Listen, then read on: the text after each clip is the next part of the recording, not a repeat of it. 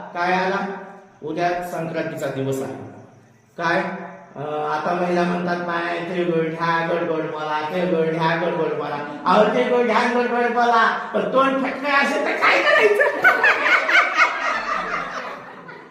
आताच्या नवऱ्याला काय म्हणते बाई, ते ढ्या गडबड बोला नवऱ्याला पत्नीला आयुष्य भेटावं. पण हे आताच गोड बोलते, पुन्हा संध्याकाळी पुन्हा सकाळी काय नाही केलं आणलं नाही, भेटांडलं नाही, भेटांडलं नाही, असं नवरा एक असते लोक टेन्शन.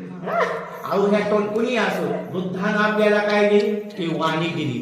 त्या वाणीनं चांगलं सांभाळा.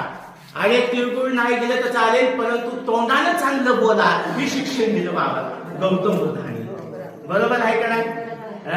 म्हणून आज कुणी महिला स्वतः पतीला आयुष्य भेटावं. अहो आपण हे चांगलं तोंडानं बोललो, आपल्या नवऱ्याला वेळेवर जेवण द्या, चांगलं तोंडानं गोड बोला.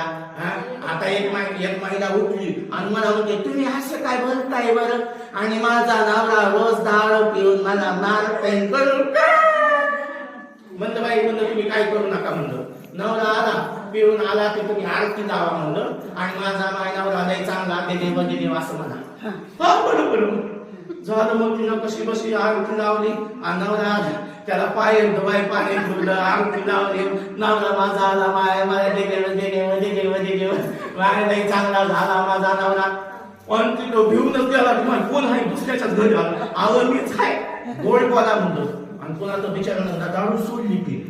म्हणून तसं काय नाही. आज कुणी असं काय तोंडानं गोड बोला.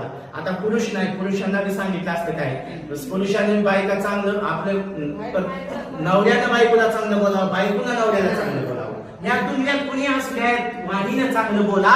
म्हणून तरी मला सांगायचंय. आणि एक माणूस असतो बघा,